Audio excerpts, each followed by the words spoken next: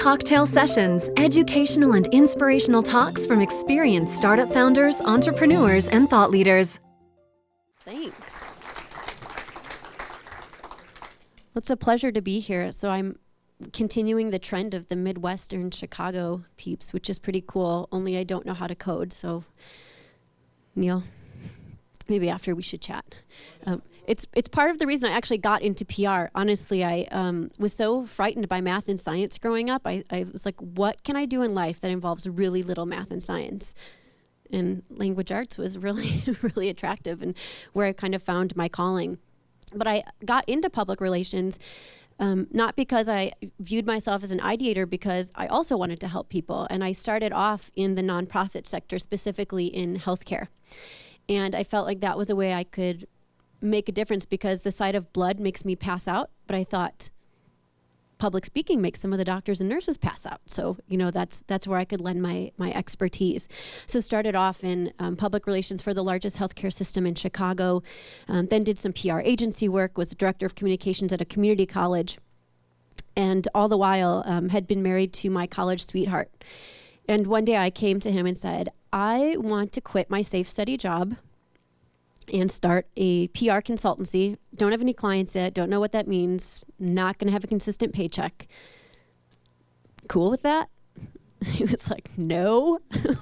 Are you crazy? So I, did a lot of talking with him and ended up having a very responsible exit strategy for my director of communications job, landed the clients that I needed, and moved forward. So he went with me through that huge transition. And any of you that are in a relationship or are in a marriage know how trying times of change can be. Even good stress is still stress on a marriage and on a relationship. And so about 18 months ago, we had our first son, a little boy who we just adore. His name is Cashton. We call him Cash, so very apt that it's a great name for living in Vegas. I know. And after we had him, I came up to him and said, what if as soon as I started saying that, I could just see him, like the lights going off, said, what if we just up and move our family to Las Vegas? I'm going to go work with this startup for 2 years. It relies on funding, so, there's never a surefire win. Let's keep our house here. We'll rent out there. Just move our family, our 2 dogs, everyone across country. And this time he looked at me and he just said, let's do this. And I kind of sat there for a minute, shocked, and said, okay, let's do it. But one of the stipulations of it was he had to quit his job. He and I are complete opposites. He was a salesman for Budweiser in a career that he said he could have retired from. He was very comfortable, just something he could do. I said, you have to quit your job and stay home with our son, which was kind of trying. We didn't know how that would work, if that would kind of emasculate him, if he didn't feel like he was providing for his family. And all the while, I keep going with my career and get out of the house, and he doesn't. He stays home with the toddler all day. And the reason I'm telling these stories is because this is kind of the real life, day-to-day of life as a business owner and entrepreneur. Even though I'm working with a startup now, I was a business owner and still am for the past 3 years. And there are many ups and downs and relationship woes that kind of go along with that, because there isn't a constant. And I'm convinced now it is probably one of the most difficult things when you meet 2 people who are both entrepreneurs.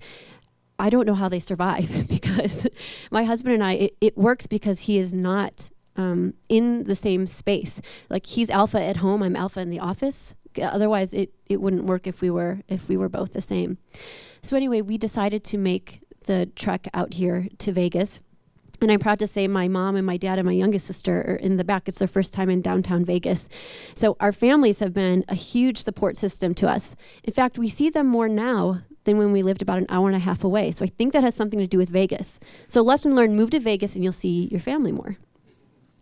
But it's been really exciting that everyone has supported us, and especially being part of a startup. I know it can really freak parents out when you tell them you're going to take this big risk, because we're their children and they want to watch out for us and they want the best for us. And I'm learning that every day as a new mom. So to have their support was instrumental in us being able to make the move here, and it's instrumental in us being able to be relatively successful in helping my business grow, because my parents, every time I drop a bomb on them like that, they've just said, oh, great. Like, they didn't faze them. They weren't shocked. They just assumed, like, oh yeah, she's gonna do it.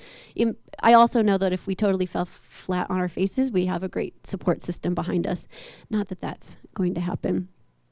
But I've learned several lessons over the past 10 years, because what happens as taking these risks and being an entrepreneur and being a business owner, when I am at home, I have to keep the faith and a front face. Even if things aren't going well, I struggle and get nervous with the fact that I may have to tell my husband that things aren't great, because I need his support and he needs to believe that I've got everything under control.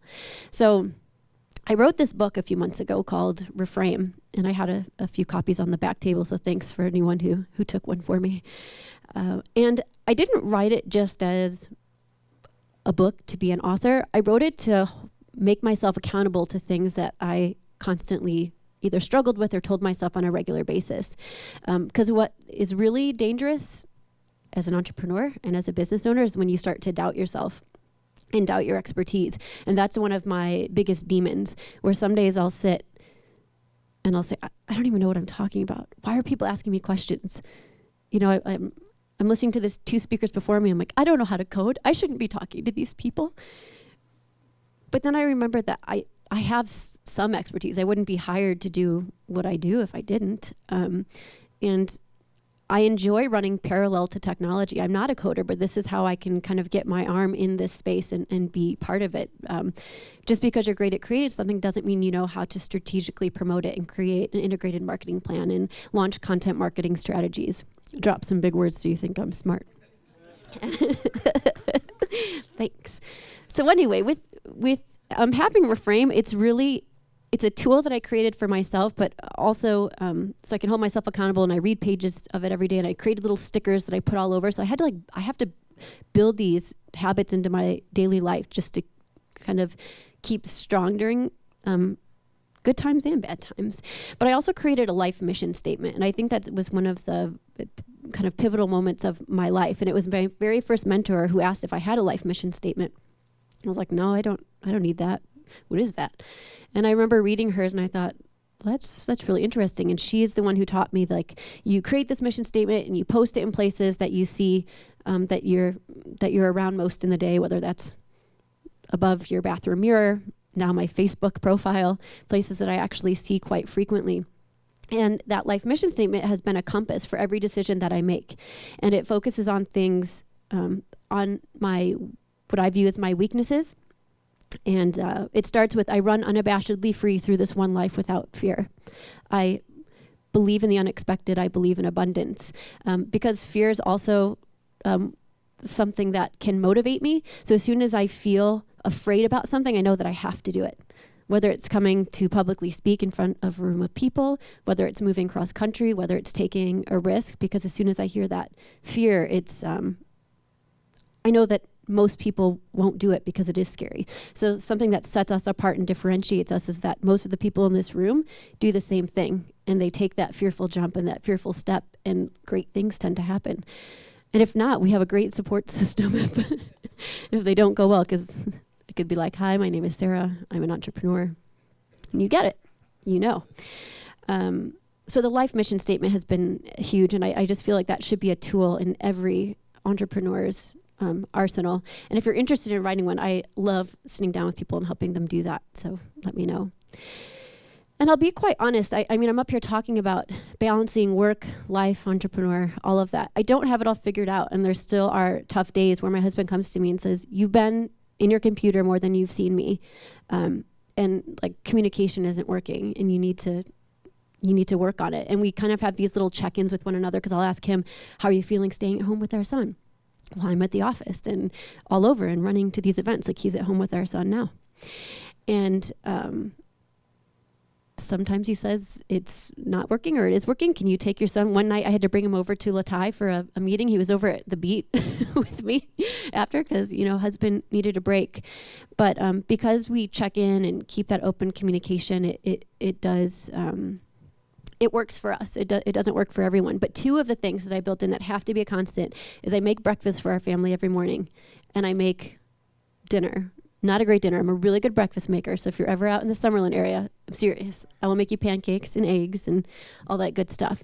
But that time around the breakfast table, the kitchen table, is essential for my family. That's where we get great conversation. We bond around that food.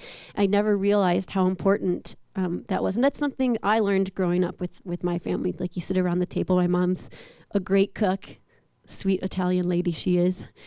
And it's become valuable for us. So these things may sound very simple, and you might think, well, I eat with my family, but I didn't realize how valuable they were until I was trying to balance it all and keep a happy marriage and consider myself a good mom, because I constantly have mom guilt, and be a good provider in the office and be an exceptional employee. And I don't believe that there really is a work-life balance, but that's why I build in kind of those key checks and those habits, switching and making new habits. And as things don't work, or as they do, we kind of learn and pivot as needed. So I assume I'm not the only one in the room going through those things. So if you have any advice for me after balancing and making things work, I would love to hear it. It's a privilege to be here and be part of the Vegas tech community. We really love it. One thing that is for sure that my husband and I say is that we can see ourselves here for the long haul. We're really, really happy. We love the sense of community and support. And we've never been happier, which has to be a good sign.